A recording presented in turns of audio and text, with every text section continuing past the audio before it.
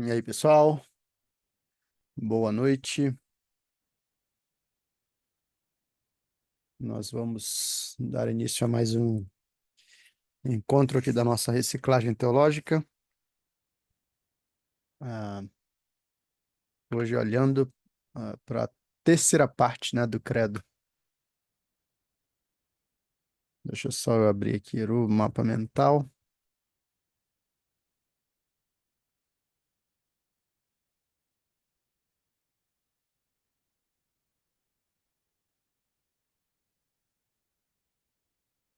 E, e o aplicativo da Bíblia.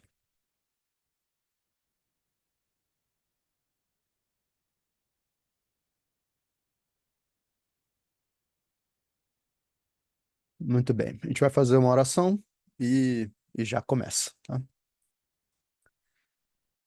Senhor Deus, obrigado, Pai, por esse tempo juntos. Obrigado pela tua bondade. Obrigado por nos permitir ter mais uma aula e, e assim crescer no conhecimento do Senhor, no conhecimento da tua palavra e da sã doutrina.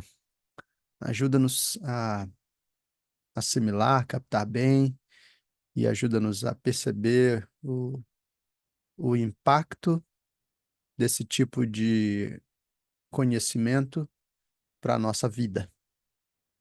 Ajuda-nos a amar mais o Senhor, a honrar mais o Senhor, a temer mais o Senhor e assim a caminhar mais com o Senhor. Nós pedimos, em nome de Jesus. Amém. Tudo bem, pessoal. Deixa eu destacar aqui a minha tela para vocês. E vamos lá, o nosso assunto é o Credo Apostólico. Hoje é a nossa última aula no Credo. Na próxima aula a gente já entra nos 10 mandamentos. Então, nós vimos aí o Credo com uma estrutura trinitária, né? Então, primeira parte focalizando o Pai, segunda parte focalizando o Filho, e hoje nós vamos ver a terceira parte focalizando o Espírito e as últimas coisas. Então, se você lembra o credo, nós observamos uma estrutura em 12 artigos. Então, a primeira, creio em Deus Pai Todo-Poderoso, Criador do céu e da terra. Do segundo ao sétimo, creio em Jesus Cristo, seu único Filho, nosso Senhor, que foi concebido pelo poder do Espírito Santo, nasceu da Virgem Maria, padeceu sob o poder de Pôncio Pilatos, foi crucificado, morto e sepultado, desceu ao Hades, ressuscitou dos mortos ao terceiro dia, subiu aos céus, está sentado à direita de Deus Pai Todo-Poderoso, de onde há de vir para julgar os vivos e os mortos. E aí nós entramos nos artigos 8 a 12, que dizem assim: creio no Espírito Santo, na Santa Igreja Universal, na comunhão dos santos, na remissão dos pecados, na ressurreição do corpo, na vida eterna. Amém. Então, algo importante da gente destacar aqui, né, sempre lembrar, é que nessas aulas aqui da reciclagem teológica, a gente não está buscando ser tão profundos quanto possível. Se a gente quisesse mergulhar mais profundamente, a gente teria que dedicar pelo menos uma aula para cada artigo desses, né? Só que essa ideia, a ideia da reciclagem, é a gente ter uma, uma visão geral. Talvez o resumo seja assim, o mínimo que você precisa saber para ser um presbiteriano ou alguma coisa assim, né? Ou para ser um membro da Primeira Igreja Presbiteriana de Barretos. Então, é claro que não é exatamente o mínimo, porque a gente acaba trabalhando mais coisas, né? Mas a ideia é, nós queremos providenciar uma visão geral, uma visão panorâmica que consiga alinhar toda a igreja. E depois disso, a gente caminha nos outros aspectos de aprofundamento, de discussão de algumas questões que são mais específicas, outras que são mais polêmicas e coisas assim. Então, entenda, né? É importante esse ajuste da expectativa para você também não, de repente, olhar para uma aula em que a gente vai tratar, né, o artigo 8, 9, 10, 11, 12 e esperar que essa aula tenha, né, ou traga toda a profundidade que ela poderia trazer. Então, o nosso objetivo é nos permitir ter um mapeamento das doutrinas fundamentais, né, da igreja cristã. Ah, e em outros momentos a gente pode aprofundar isso melhor, ok? Então, com isso, nós temos aqui o Credo trazendo para a gente essas pelo menos cinco, né, doutrinas finais. E quando a gente olha para essa última parte, a gente tem a doutrina do Espírito Santo, a gente tem a doutrina da igreja, a gente tem a doutrina da redenção, a doutrina da ressurreição e a doutrina da vida eterna.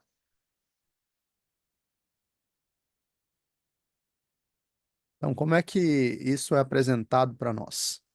Então, primeiro a gente afirma, creio no Espírito Santo. E o ponto aqui, ao trazer dessa forma, o credo já nos apresenta pelo menos dois aspectos fundamentais, né? Um aspecto é a divindade do Espírito,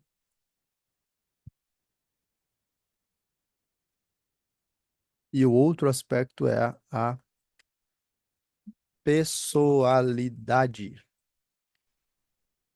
do Espírito.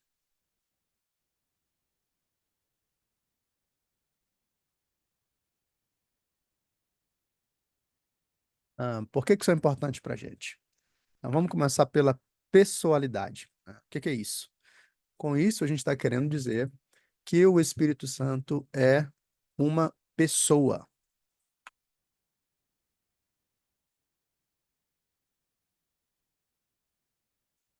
É por isso que eu creio no Espírito Santo, né? Porque ele é uma pessoa, da mesma forma como eu creio no Pai e creio no Filho. Então, o credo está equalizando, né? Está reunindo essas pessoas e colocando em uma estrutura de igualdade, né? Nesse sentido. E por que que é importante pensar sobre isso aqui? Porque existem visões e doutrinas segundo as quais o Espírito Santo não é uma pessoa. Então, por exemplo, os testemunhas de Jeová,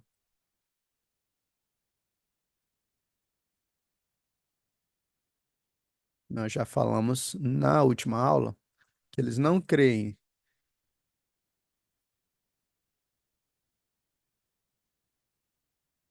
na divindade de Jesus, pelo menos não da mesma forma, né, que o Pai. Então, Jesus é o primeiro ser criado, então ele não é eterno como o Pai. E as testemunhas de Jeová não creem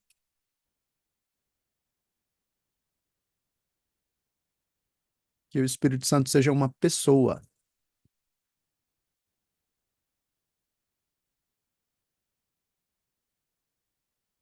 Então, para eles, o Espírito Santo é uma espécie de força, mas uma força que não tem esse elemento de pessoalidade, né? Então, eu estou usando pessoalidade e não personalidade apenas para distinguir, porque a gente acaba falando de personalidade como traços de caráter, né? A forma como como uma pessoa distingue o seu jeito de ser, né? Eu estou usando pessoalidade para descrever o atributo de ser uma pessoa. A Escritura apresenta isso de diversas maneiras, mas um dos elementos mais fundamentais aqui para a gente é perceber que o Espírito Santo fala, que o Espírito Santo eh, se comunica nesse sentido, que o Espírito Santo se entristece. Então, quando você olha para a Escritura, por exemplo, deixa eu colocar se a Bíblia, né?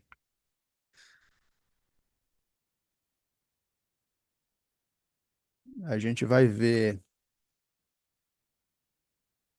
esse mesmo texto daqui a pouco, mas João 14 diz assim: Não se turbe o vosso coração, Jesus falando aqui, né? Credes em Deus, crede também em mim. Na casa de meu pai há muitas moradas, se assim não for, eu vou-lhe teria dito, pois vou preparar-vos lugar. E quando eu for e vos preparar lugar, voltarei e vos receberei para mim mesmo, para que onde eu estou estejais vós também. E vós sabeis o caminho para onde eu vou. Ahn, deixa eu descer um pouquinho mais. E aí, aqui, no versículo 14, ele diz: Se me pedirdes alguma coisa em meu nome, eu farei. Se me amais, guardareis os meus mandamentos. E ele disse: E eu rogarei ao Pai, e ele vos dará outro consolador, a fim de que esteja para sempre convosco, o Espírito da verdade, que o mundo não pode receber, porque não o vê, nem o conhece. Vós o conheceis, porque ele habita convosco e estará em vós. Então, nota que Jesus usa uma palavrinha aqui, né, chamada parácletos, no grego. E você vai ver aqui uma série de significados para essa palavrinha, né? Chamado, convocado a estar do lado de alguém, convocado a ajudar alguém, alguém que pleiteia a causa de outro diante de um juiz, intercessor, conselheiro de defesa, assistente legal, advogado, pessoa que pleiteia a causa de outro alguém, intercessor, então de Cristo em sua exaltação. Essa palavra paráclitos é usada para Cristo e Cristo usa essa palavra para o Espírito. Então, ela literalmente significa isso, né? Aquele que está ao lado. E aí ela pode ser traduzida como advogado, como conselheiro ou como consolador. Então, Jesus está descrevendo o Espírito Santo como uma pessoa, né? Consolador.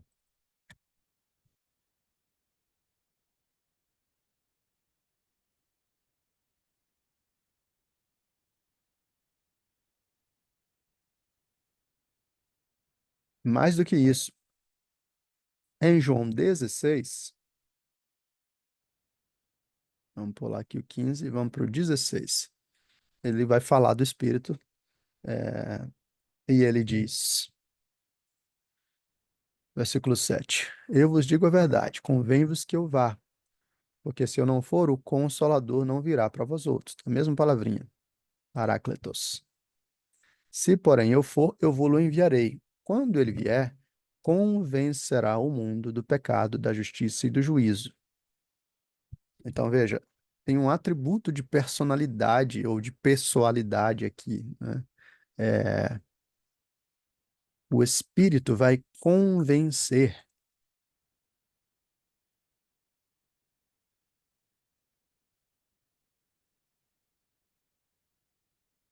Ele consola, ele convence.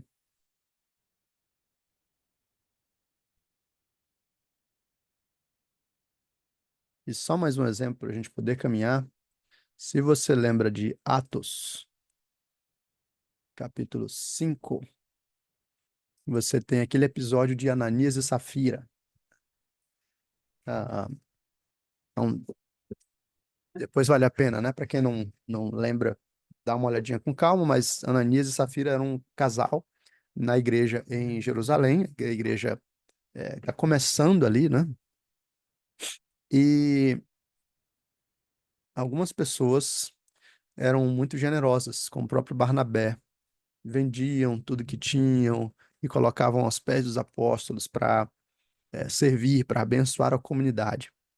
E daí Ananias e Safira bolam um plano para venderem, né, alguma propriedade, mas em vez de dar tudo, né, para a igreja, eles ficam com uma parte e combinam de dizer que venderam por uma parte e assim entregar aquilo que eles venderam, aquela parte que eles combinaram, como se fosse o todo. Quer dizer, eles mentiram para ganhar algum capital, vamos dizer assim, diante da igreja, né, para mostrar como eram piedosos, ou, enfim, ser respeitados, ou ser admirados. Mas o apóstolo Pedro, né, aqui, diz: Então disse Pedro, quando eles chegam, né, para fazer isso: Ananias, por que encheu Satanás o teu coração para que mentisses ao Espírito Santo, reservando parte do valor do campo? Conservando-o, porventura, não seria teu, e vendido não estaria em teu poder? Como, pois, assentaste no coração esse desígnio? Não mentiste aos homens, mas a Deus. Então, aqui tem duas coisas. Uma delas é o foco na pessoalidade do espírito, né? É,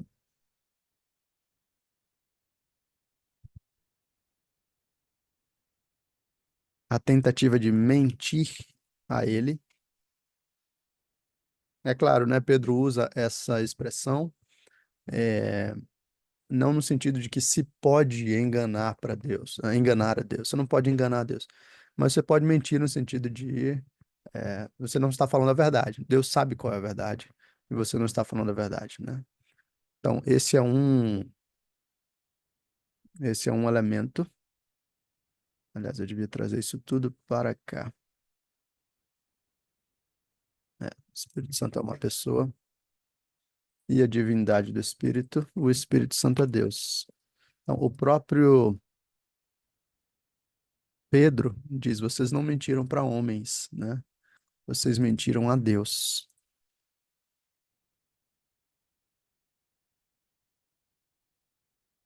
Então, você tem um paralelo aí, Espírito Santo e Deus. Quando você olha a ordem do batismo, né? Então, Mateus 28,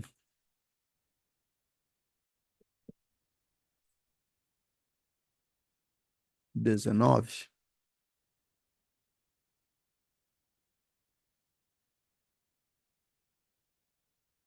Então, você tem: ide, portanto, fazer discípulos de todas as nações, batizando-os em nome do Pai e do Filho e do Espírito Santo. Então, essa é a Trindade. O batismo cristão precisa ser realizado em nome dos três que são um. Então, é, Mateus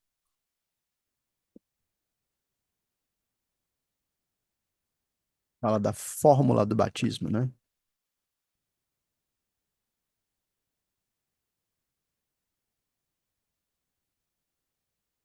Então, tudo isso para apontar o fato de que o nosso olhar para o Espírito Santo é do Espírito Santo como uma pessoa e como uma pessoa da Trindade. Então, ele é Deus.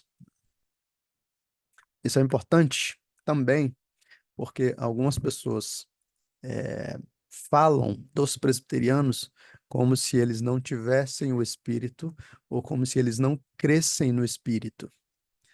Porque a nossa doutrina do Espírito ou porque a nossa prática litúrgica, né, tem nuances próprias, especialmente, né, se comparadas com tradições como a pentecostal. Então, por vezes, o que esses grupos ao olharem para os presbiterianos, né, interpretam esses caras, não falam em línguas, não expulsam demônios, não caem no chão, não manifestam as coisas que os sinais que o Espírito costuma manifestar em nós, então eles não têm, ou não creem no Espírito, ou não têm o Espírito, ah, ou alguma coisa assim, né?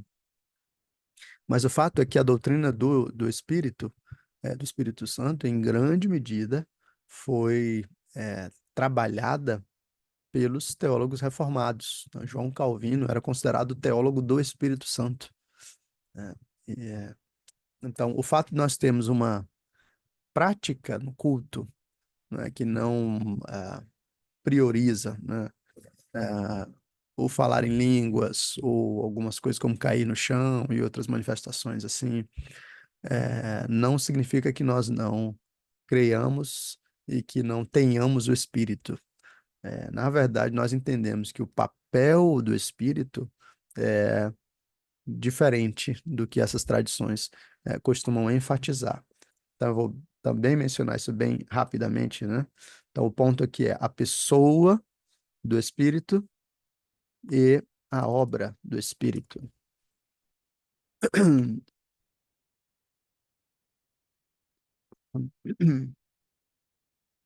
Então, qual é a obra do Espírito? O que que nós cremos sobre o Espírito? É claro que isso é muito abrangente na Escritura, mas só para a gente enfatizar alguns pontos que são fundamentais aqui, João 14 e João 16 são textos-chave para nós compreendermos o que que o Espírito Santo faz. Então, a gente já mencionou aqui, vamos voltar lá para dar uma olhada com calma. Então, a partir do versículo 16, né? Eu rogarei ao Pai e ele vos dará outro consolador. Então, uma das primeiras coisas que a gente vai olhar para o Espírito é como um consolador. Aliás, é, vários textos, como nós já vimos, chamam de Espírito Santo. Então, a gente tem também um elemento duplo aqui, né? Ele é santo por ser Deus, mas ele também é um Espírito santificador.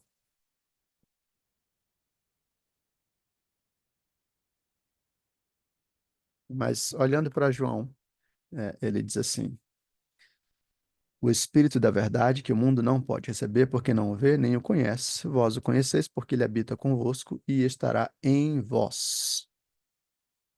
Ah, um dos outros aspectos aqui para a gente ver é que o Espírito habita no povo de Deus. E o significado desse habita é interessante, porque quando você olha para Efésios, capítulo 1, versículo 14,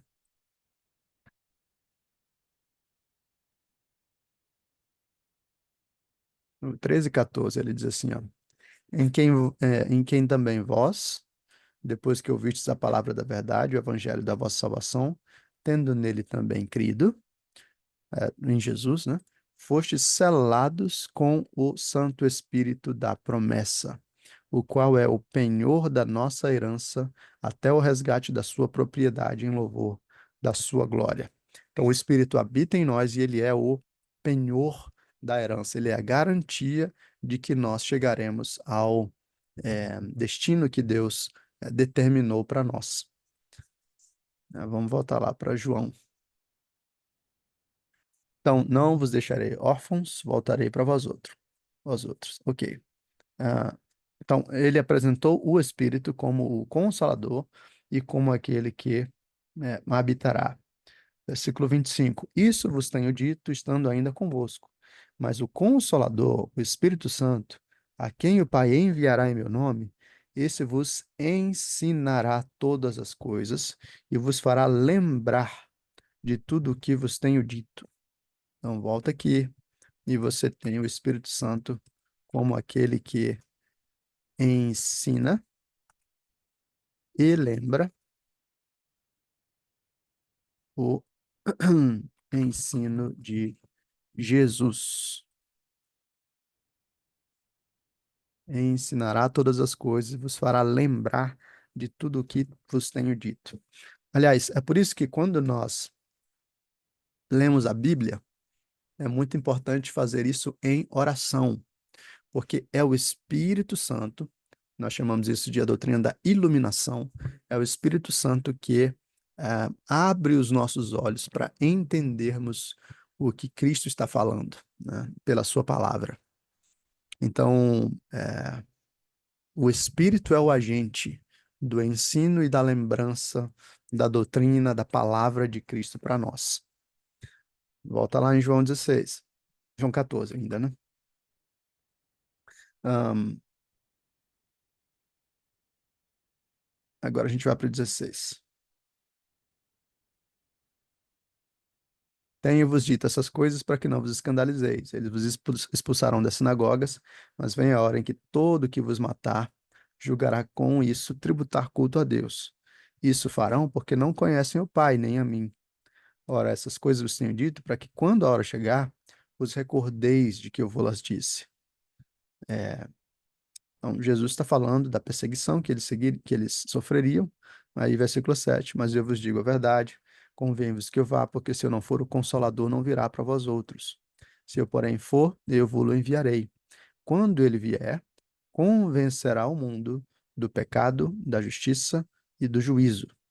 Do pecado, porque não creem em mim, da justiça, porque eu vou para o Pai e não me vereis mais. Do juízo, porque o príncipe deste mundo já está julgado. Então, o que que o Espírito vai fazer? Ele vai é, convencer o pecado, da justiça e do juízo.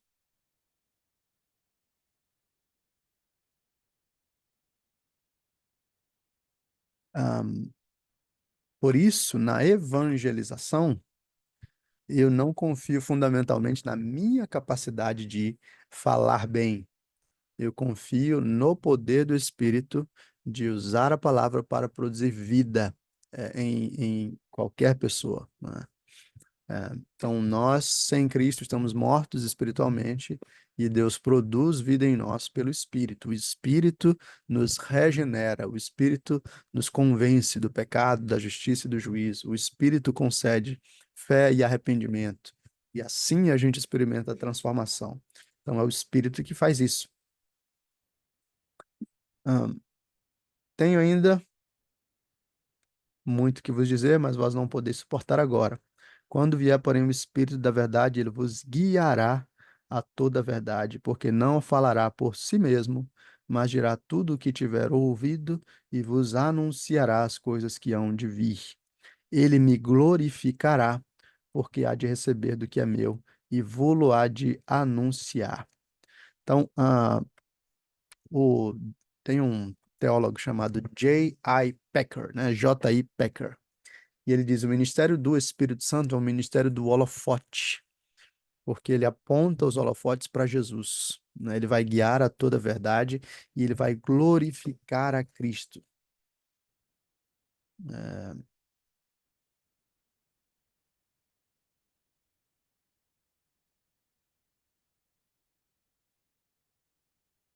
então,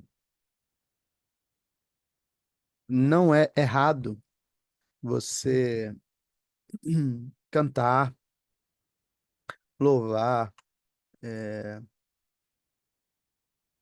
e exaltar o Espírito. Ele é Deus. Mas talvez alguém pergunte, né? Por que que a gente vê em outras igrejas uma ênfase tão grande no espírito e muitas vezes em igrejas reformadas, ou na igreja presbiteriana em especial, a gente não vê isso? Bom, parte disso é que nós entendemos que o papel do espírito, quando o espírito age, ele nos faz, ele glorifica a Cristo, ele nos leva a Cristo. Então, é verdade que a gente não deve desprezar o espírito. Pelo contrário, né, a Escritura nos diz que nós devemos buscar ser cheios do Espírito, mas as manifestações de alguém que é cheio do Espírito é ir até Cristo, lembrar da palavra de Cristo, obedecer a Cristo, proclamar a Cristo. O ministério do Espírito aponta para Cristo e não para si mesmo. Então, isso é muito importante a gente entender, porque sem esse foco, a gente corre o risco de dar a ênfase, em coisas erradas. Então, quando, especialmente, você vai olhar, né, esses grupos que enfatizam o Espírito, muitas vezes eles não enfatizam apenas a pessoa do Espírito, mas eles enfatizam manifestações em especial. E aí você vê que, em muitos casos, você tem a presença de muitas manifestações com pouca referência à palavra de Deus. E aí a gente deve questionar: será que essa é uma ação do Espírito efetivamente? Porque a Bíblia nos diz que o Espírito vai nos guiar para a verdade. A Bíblia nos diz que o Espírito vai nos lembrar do que Cristo disse. A Bíblia diz que o Espírito vai glorificar a Cristo. E de repente nós temos pessoas que desprezam a palavra para buscarem sinais e manifestações e coisas assim. Então, é possível que haja manifestações assim? É possível. A gente vai começar a nossa caminhada por 1 Coríntios, né? E 1 Coríntios era uma igreja cheia de dons, mas uma igreja que usava tudo isso de formas muito erradas, né? Muito confusas.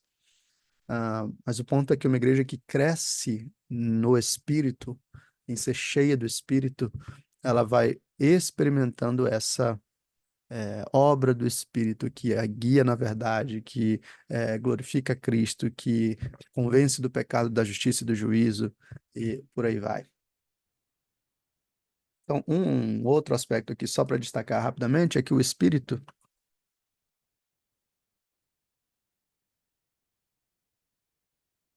aplica a obra de Cristo em nós. Então, toda a Trindade está envolvida na nossa redenção, né? O Pai nos escolheu, o Filho nos substituiu e o Espírito aplica a obra de Cristo, a obediência de Cristo, a santidade de Cristo, a justiça de Cristo, aplica em nós. Então, o Espírito produz vida em nós e o Espírito agora nos torna os beneficiários concretos daquilo que Cristo realizou, né, lá 2000 anos atrás.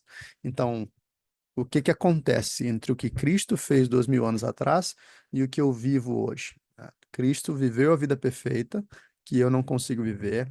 Cristo obedeceu a Deus perfeitamente, como eu não consigo fazer. Cristo morreu recebendo a ira do Pai, como eu não conseguiria fazer. E Cristo ressuscitou, vencendo a morte e o pecado, como eu não conseguiria fazer. Agora, isso foi há 2000 anos, isso foi longe de mim, é, isso foi numa língua que é diferente da minha. E como é que isso se torna realidade para mim hoje? É o Espírito Santo que vem e aplica tudo o que Cristo fez a mim pessoalmente. Então, o Espírito Santo produz vida em mim. O Espírito Santo me faz ter arrependimento e fé em Cristo. E aí, por meio da fé em Cristo, o Espírito Santo aplica os benefícios de Cristo a mim. Agora eu sou justificado, agora eu sou adotado, reconciliado, perdoado, enfim. E é exatamente aí, pela obra do Espírito, que nasce a igreja. Então, por isso, o credo segue dizendo: creio no Espírito Santo, na Santa Igreja Universal, na comunhão dos santos.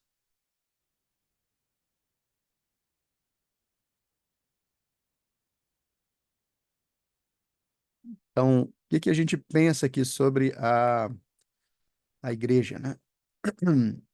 Nós temos dois aspectos importantes aqui. Então, o credo está falando da Santa Igreja Universal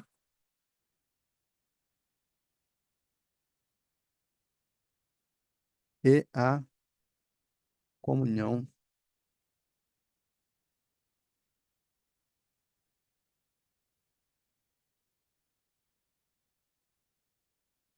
dos santos. Então, nós usamos a palavra universal, mas pode ser usada a palavra católica aqui, né? Então, quando você vê o credo na Igreja Católica, eles falam na Santa Igreja Católica. A gente não tem nenhum problema em usar a palavra católica, desde que você entenda que católica aqui é um termo que significa uma igreja universal. Então a gente não está num lugar muito legal assim, né? Porque se a gente usa católica, o pessoal pensa que a gente está falando da igreja romanista. E se a gente usa universal, o pessoal pensa que a gente está falando da igreja do Edir Macedo, né? Não é nenhuma dessas duas. É, quando a gente fala da Santa Igreja Universal ou da Santa Igreja Católica, a gente está falando de uma igreja que é espalhada, uma igreja que é composta de pessoas diversas, né? É esse o foco na catolicidade da igreja. Mas aqui, então, nós temos os atributos da igreja. Então, classicamente, a doutrina cristã trabalha com quatro atributos, né? A igreja é una, santa, católica e apostólica.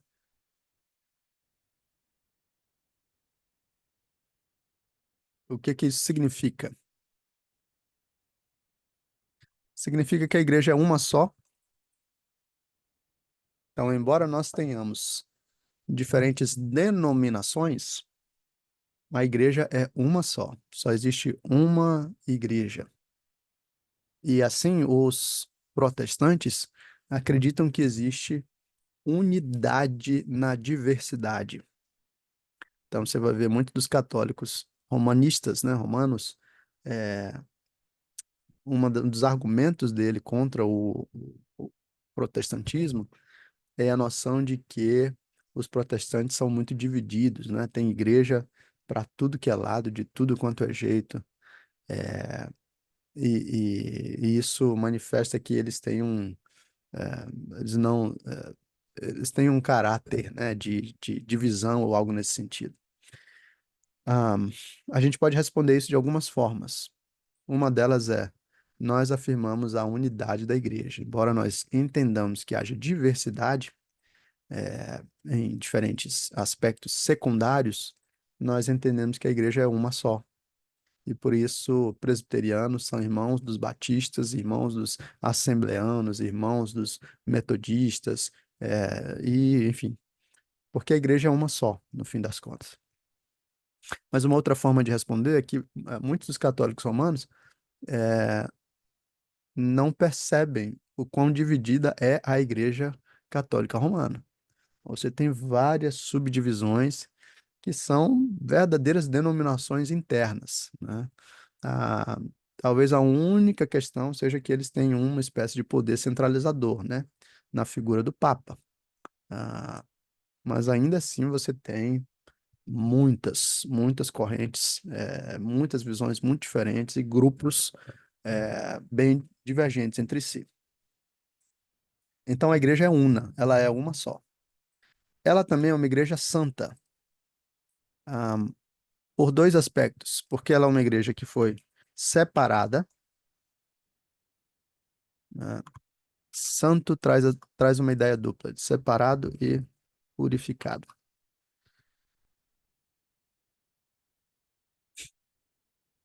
A igreja não é santa, por algo interno.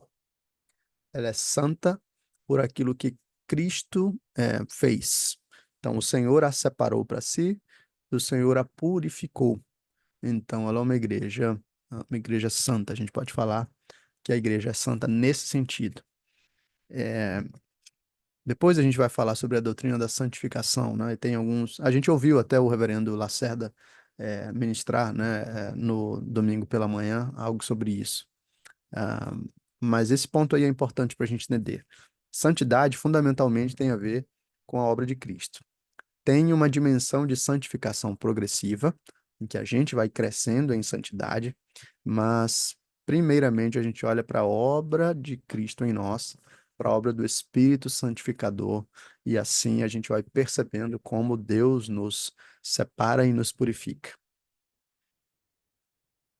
A igreja também é católica, então, nesse sentido de ser uma igreja universal. Há uma só igreja, e essa igreja está espalhada pelo mundo inteiro, de modo que a igreja congrega pessoas diferentes, línguas diferentes, estilos diferentes, e com isso nós temos abertura para lidar com as diferenças dentro da igreja. Então, a UNA traz a ênfase na unidade e a universalidade, né, ou a Igreja Católica, pode trazer para a gente essa percepção da diversidade dentro da igreja. Então, eu posso sentar e conversar com pessoas que são muito diferentes de mim. Então, a gente falando aqui sobre a obra do Espírito, né? Eu posso sentar e conversar, orar junto com um pentecostal que acredita que o papel do Espírito é derramar línguas, né? Ah, ou que acredita num batismo do Espírito, né? Numa segunda bênção que vem no momento depois da conversão. São compreensões diferentes daquelas que nós temos, mas a gente pode sentar com eles e caminhar com eles, né, em muitos aspectos, porque nós entendemos que a Igreja do Senhor é uma igreja católica, ela é universal, ela é abrangente, ela envolve diferentes pessoas, diferentes estilos, diferentes nações, diferentes línguas. Então, essa é a catolicidade da igreja. Entendendo a catolicidade, nós podemos ficar menos isolados no nosso cantinho e podemos aprender a lidar melhor com eh, os irmãos que de fato, né, creem no evangelho genuíno, mas que em aspectos secundários possuem compreensões diferentes das nossas.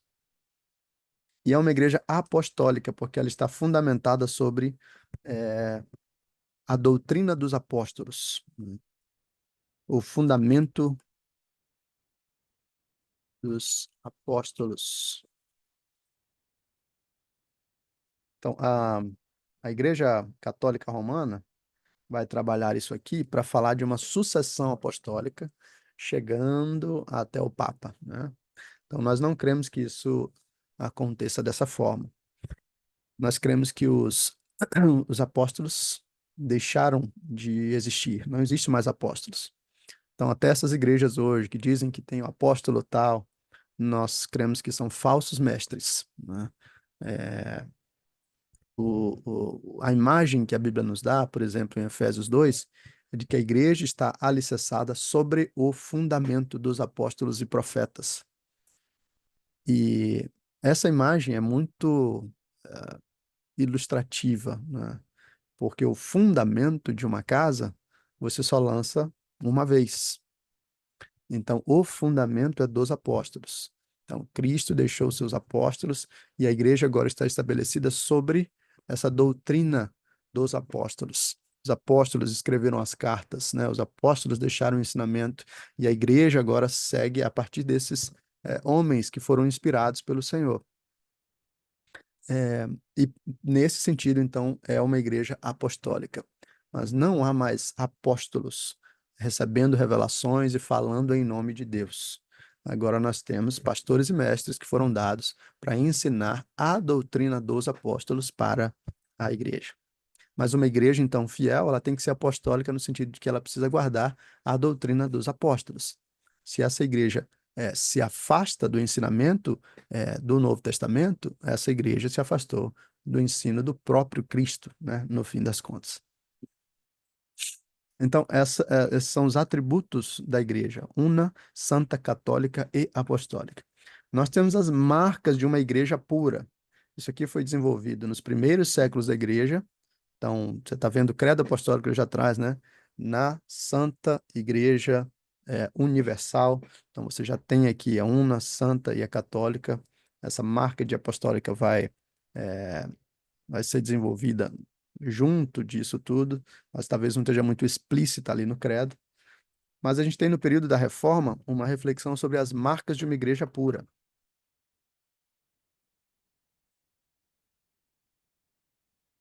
E aí, na tradição reformada, nós identificamos ou destacamos três marcas fundamentais. Para uma igreja ser pura, ela tem que ter pregação fiel do evangelho,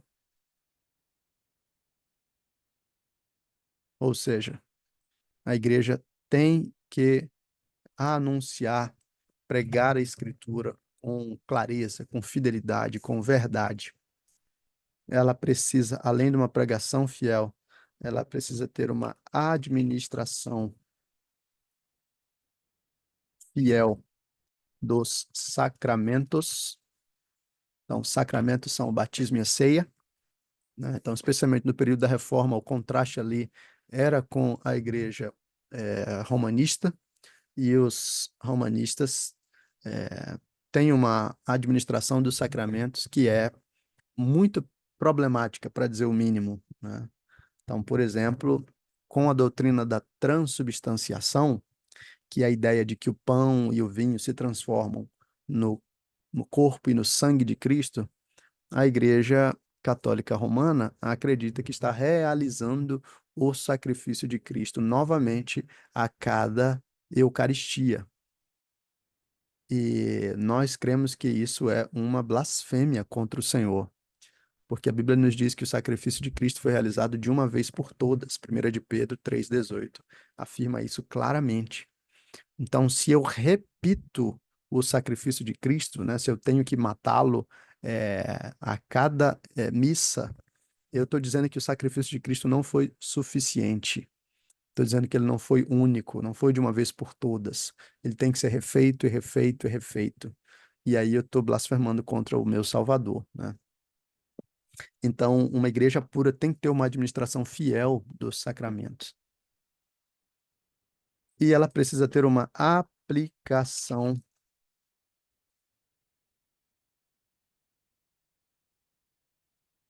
fiel da disciplina.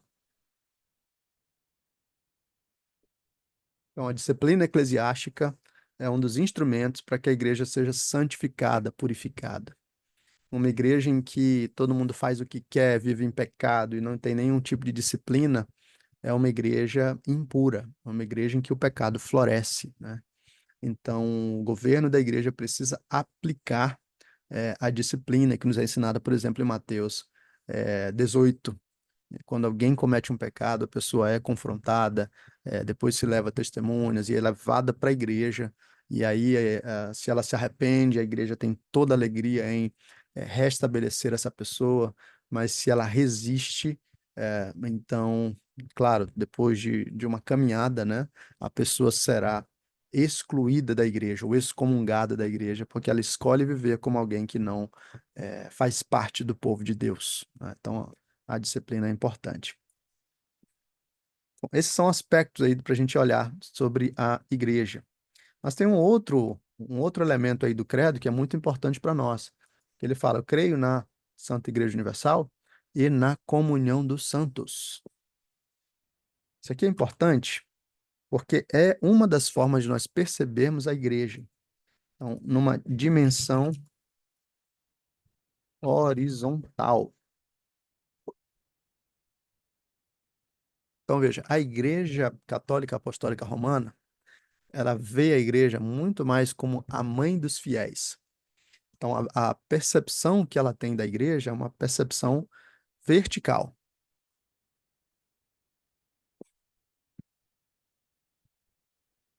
Na, no desenvolvimento da teologia romanista, você tem uma distinção entre a Ecclesia Audens e a Ecclesia Docens, né? A igreja docente e a igreja ouvinte. A igreja docente seria, né, o magistério da igreja. Então, você pensa aí no Papa, nos arcebispos, nos cardeais, nos bispos, nos padres, e a igreja, a Ecclesia Audens, né, a igreja ouvinte, seriam os fiéis. E uma das coisas que você percebe é que, em grande medida, o foco, né, a atenção está na igreja docente, né, está no magistério. Então, é quase como se eles fossem considerados a igreja, né? É uma imagem bem vertical, é do Papa para o fiel. O Papa representando o topo da igreja e o fiel é, praticamente sendo apenas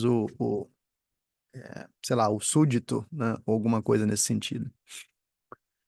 Uma outra visão que está mais conectada, então, à nossa percepção. Nós não rejeitamos, né, a autoridade na igreja, mas nós não olhamos para a autoridade da mesma forma que a igreja romanista.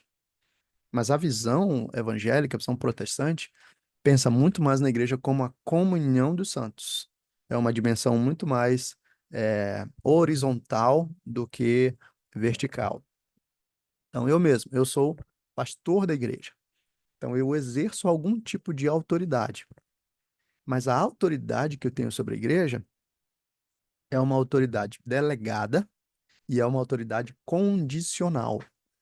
Eu só tenho autoridade sobre a igreja se eu falar segundo a Escritura. Quer dizer, a autoridade não é incondicional, não é o que eu falar, a igreja tem que seguir.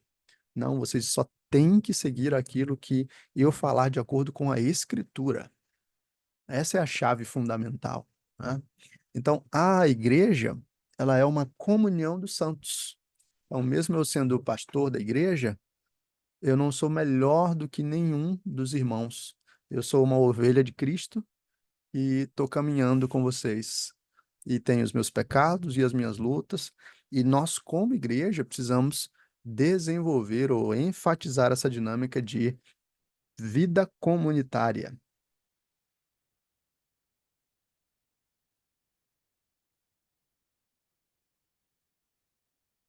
Então, que você vai olhar para Atos, essa ênfase está bem presente, todos tendo tudo em comum, todos estando juntos, perdão, né? Todos os dias no templo, e no partir do pão, e nas orações, e na doutrina. Eh, então, você tem essa dimensão de comunidade muito presente. Então, hoje em dia, a gente vive um tempo de muito individualismo, né? Cada um segue a sua agenda, cada um tem seus próprios sonhos, cada um tem o seu tempo muito cheio. E com isso a gente vai perdendo essa dimensão de igreja como comunidade. Mas a gente precisa resgatar isso, né? Igreja é comunhão dos santos, andar juntos, passar tempo juntos, orar uns pelos outros, nos alegrar com os que se alegram, chorar com os que choram, ser suporte uns para os outros, compartilhar vida, de fato. E para a gente compartilhar a vida, conhecer uns aos outros verdadeiramente, a gente precisa entender que isso demanda tempo. Então a gente precisa passar tempo juntos. E passar tempo juntos significa que eu vou ter que abrir mão de outras coisas, né? Porque o meu tempo não é infinito. Então eu tenho que fazer escolhas. Ou eu vou passar tempo no Netflix, ou eu vou passar tempo indo para o pequeno grupo e caminhando com os meus irmãos. Ou eu vou passar tempo, sei lá, buscando algum sonho individual, ou eu vou passar tempo investindo em discipular alguém, encontrar algum irmão para orar, enfim, fazer uma chamada e coisas nesse sentido, né? Essa intencionalidade é muito importante para nós. 4 minutos. Vamos lá.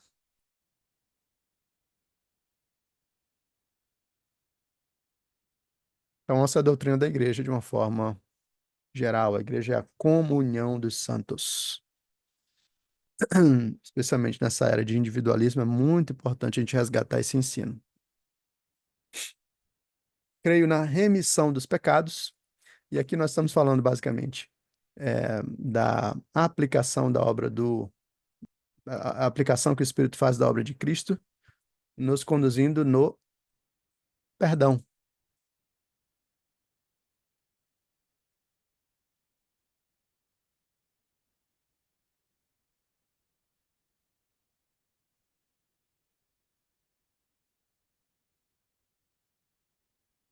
Quer dizer, se eu creio que aconteceram essas coisas aqui com Cristo, né? Ele padeceu sob Pôncio Pilatos, foi crucificado, morto, sepultado, e eu creio que essas coisas foram em benefício do seu povo, então eu creio que o Espírito Santo verdadeiramente aplicará isso aqui. Essa é a redenção, esse é o perdão. Então, vamos lá no texto que eu mencionei, de 1 de Pedro 3,18.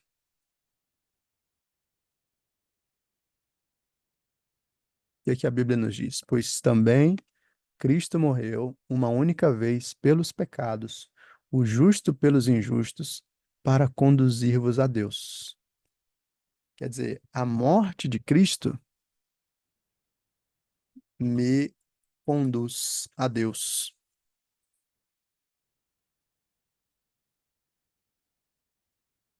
E o Espírito aplica a obra de Cristo em nós, de forma que agora nós somos justificados, perdoados. Então, olha lá, Romanos, capítulo 8,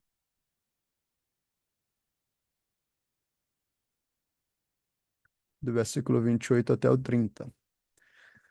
Sabemos que todas as coisas cooperam para o bem daqueles que amam a Deus, daqueles que são chamados segundo o seu propósito. Porquanto os que de antemão conheceu, também os predestinou para serem conformes à imagem de seu filho, a fim de que ele seja o primogênito entre muitos irmãos. Então Deus nos escolheu, né? E nos predestinou para nós sermos é, iguais a Jesus. Esse é o grande plano de Deus para nós, sermos semelhantes a Cristo. E aí o que que ele fez? E aos que predestinou, a esses também chamou. Então, nós recebemos uma chamada eficaz que vem do Espírito, produzindo vida em nós e nos levando efetivamente ao Pai. E aos que chamou, a esses também justificou. Ou seja, os nossos pecados foram perdoados, nós fomos declarados justos por Deus. E aos que justificou, a esses também glorificou. Aqui é o seguinte: esse elo é tão forte que Paulo coloca tudo no tempo passado. Nós ainda não fomos glorificados. A glorificação acontecerá na eternidade, né? Mas isso é tão seguro, é tão certo, que o Pai que nos predestinou, que nos chamou, que nos justificou, garante que nós seremos glorificados.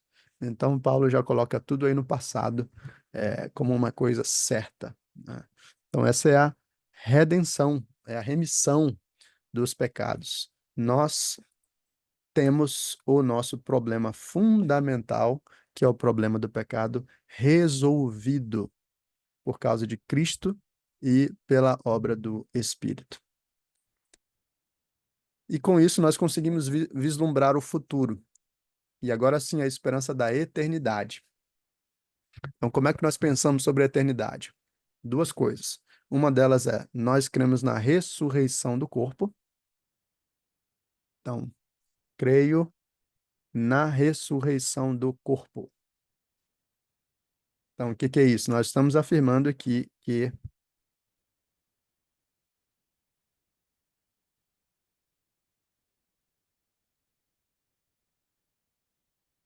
o corpo ressuscitará e será glorificado, o nosso corpo, né? Por quê? O reverendo Lacerda mencionou isso também no domingo, né? Deus nos fez de uma forma perfeita, né? O plano de Deus é um plano sábio. E Deus nos fez corpo e alma. Deus nos fez corpo e alma antes da entrada do pecado no mundo. Então, existe uma doutrina platônica, e gnóstica, né? Que ensina que a matéria é má, tudo que é físico é mal, e o espírito é bom. E de certa forma, isso infectou a teologia cristã. Então, até hoje, nós temos alguns cristãos que pensam algo nesse sentido. Ah, para eu elevar o meu espírito, eu tenho que flagelar o meu corpo. Então, você tem aquelas pessoas que fazem promessas e assim machucam o próprio corpo, buscando essa elevação espiritual, como se o corpo fosse mal e o corpo tem que sofrer para que o espírito seja elevado. A Bíblia não ensina esse tipo de coisa. todo o nosso ser foi afetado pelo pecado, o nosso corpo e o nosso espírito, né? E, e Deus nos criou como esses seres completos. Então, a morte é essa separação do corpo e da alma, mas na eternidade nós estaremos plenos diante de Deus. Então, não estará só a nossa alma diante de Deus. O nosso corpo será ressuscitado e nós então seremos reunidos, corpo e alma. Só que esse corpo que estará diante do Senhor será um corpo glorificado. E aí, esse corpo glorificado tem, eh, enfim, propriedades diferentes, no sentido de que ele não tem mais as marcas do pecado. Então, o que a gente consegue imaginar é que Jesus, a Bíblia fala, né, que não haverá mais choro, não haverá mais dor. Então, na eternidade, nos novos céus e nova terra, o nosso corpo já não sofrerá mais limitações, a doença não existirá mais. Então, essas coisas, né? Alguns sugerem que algumas das coisas que Jesus ressuscitado, é, experimentou, nós experimentaremos também. A gente não consegue afirmar isso com certeza, mas o texto bíblico nos diz, Jesus de repente está num lugar e de repente ele está num outro. É uma espécie de teletransporte, né? Jesus entra na casa, como ele atravessa paredes, né? É, a gente não consegue afirmar com certeza que nós vamos ter essas coisas, ah, mas são possibilidades. Ah, o fato é que nós cremos que esse corpo será restaurado. E isso nos coloca em uma posição própria, né, no sentido de olhar para o nosso corpo e de valorizar o corpo. Então, é diferente dessa geração de hoje, da geração fitness, que pensa no corpo pelo corpo. Nós pensamos no corpo como algo que está buscando glorificar a Deus, né? Templo do Espírito, em alguma medida, né? Mas não um mero templo, um mero prédio vazio, né? Mas algo que é cheio de significado. É por isso que os cristãos, diferente de outros povos, né? Os outros povos pagãos trabalhavam com a cremação, de uma forma muito tranquila. Os cristãos sempre enfatizaram uma espécie de enterro digno, não destruindo o corpo, pelo fogo, mas enterrando, para aguardar o dia da ressurreição. Isso significa que quem cremou, morreu em pecado? Não, a gente não crê que é isso. Mas é que a teologia cristã realmente nos aponta para uma forma de olhar para o corpo que é diferente. É, então, haverá pessoas que vão morrer em incêndios, né? Pessoas que serão comidas por tubarões. E no último dia, Deus vai ressuscitar, o corpo e vai glorificar esse corpo. Então, o fato de alguém ter sido cremado não é um problema, mas é o cristianismo que tem trabalhado ao longo dos séculos para um tipo de respeito pelo corpo que é próprio. E a gente deveria guardar isso também hoje, né?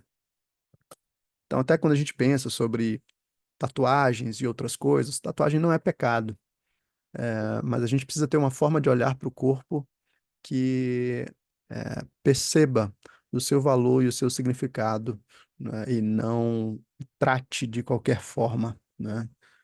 Tanto em termos de cuidado físico, quanto em termos de exposição do corpo, é, marcas no corpo, enfim. E o último aspecto para a gente olhar aí, né, da eternidade, é a crença na vida eterna. Creio na ressurreição do corpo, na vida eterna. Amém. Aliás, um último aspecto aqui, né? Como a gente pensa nessa glorificação do corpo, a gente está pensando também no fim das nossas limitações, né? Então, eu lembro do velório da minha sogra.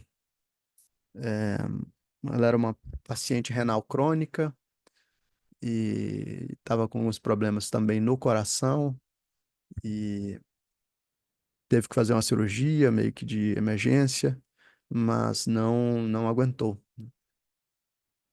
E os últimos anos dela foram anos bem limitadores nesse sentido, né? Por causa dos rins. Ela tinha que toda noite ser ligada em uma máquina para fazer a diálise peritoniana. eh, e nos últimos dias, semanas, ela já estava muito cansada, subir escada era muito difícil, né? O coração já não estava muito bem. Então, quando a gente pensa na doutrina da ressurreição do corpo, a gente pensa que aquelas pessoas que a gente viu partir com um corpo bem limitado, definhando, experimentarão a eternidade com um corpo glorificado, né? Aquelas coisas que nós experimentamos no nosso corpo, que são limitações e dores, não existirão na eternidade, né? Então, isso deve encher o nosso coração de expectativa, né? E de alegria também. Bom, e aí sim, finalmente, a doutrina da vida eterna. Quer dizer, quando nós olhamos para a ressurreição do corpo, nós estamos pensando nesse corpo que será glorificado. Aliás, e eu só mencionei, né? Eu descrevi a doutrina, mas onde é que Paulo fala sobre isso? Ele fala lá em 1 Coríntios capítulo 15.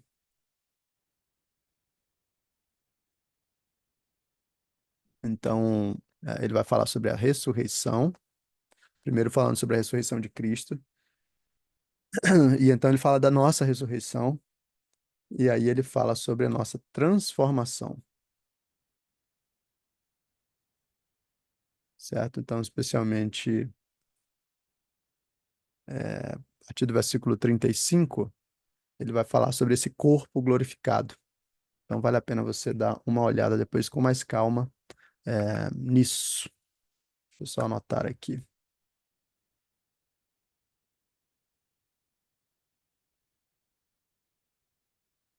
E aí sim, finalmente, a vida eterna. É, nós cremos que todo esse plano de Deus, a ação do Pai, do Filho e do Espírito, caminha, né, na direção de uma eternidade de plenitude. Então, Apocalipse 22, a partir do versículo 4, diz assim: contemplarão a sua face, e a sua fronte, e na sua fronte estará o nome dele. Então já não haverá noite, nem precisam eles de luz de candeia, nem da luz do sol, porque o Senhor Deus brilhará sobre eles e reinarão pelos séculos dos séculos. Então a ideia é para sempre, eternamente nós desfrutaremos da presença, da comunhão e da vida com Deus. Então nós cremos em uma vida eterna, que é conhecer a Deus e viver com Ele para sempre. Essa é a nossa esperança. Por isso nós entendemos que aquilo que nós fazemos aqui produz impacto para a eternidade. Por isso nós entendemos que a vida do presente deve ser vivida à luz da eternidade. Por isso nós entendemos que faz sentido, né, é, abandonar algumas coisas, é, ou retardar alguns prazeres, aguardando o prazer verdadeiro que vem na eternidade. E nós cremos que a vida não acaba quando nós morremos, né? Então, eu falei dos Testemunhas de Jeová, eles têm uma doutrina segundo a qual eles creem que apenas 144 mil pessoas, né, vão habitar os céus. Ah, e eles creem que somente aquelas pessoas que estão na memória, ou que estiverem na memória de Deus, serão ressuscitadas. Todas as outras simplesmente deixarão de existir. Então, essa doutrina, também chamada de doutrina do sono da alma, adventistas creem na doutrina do sono da alma. Quando a gente morre, a gente fica inconsciente, né? Algumas pessoas creem, então, que nem todo mundo tem essa vida eterna. Nós não. Nós cremos que a vida eterna é para aqueles que creem no Senhor. Vida eterna nesse sentido de vida com Deus, né? Aqueles que rejeitam o Senhor experimentarão a tormenta eterna, né? A condenação ou a morte eterna, distantes do Senhor. Mas nós então afirmamos essa esperança que nós carregamos e assim nos dá uma perspectiva sobre o tempo e sobre a vida.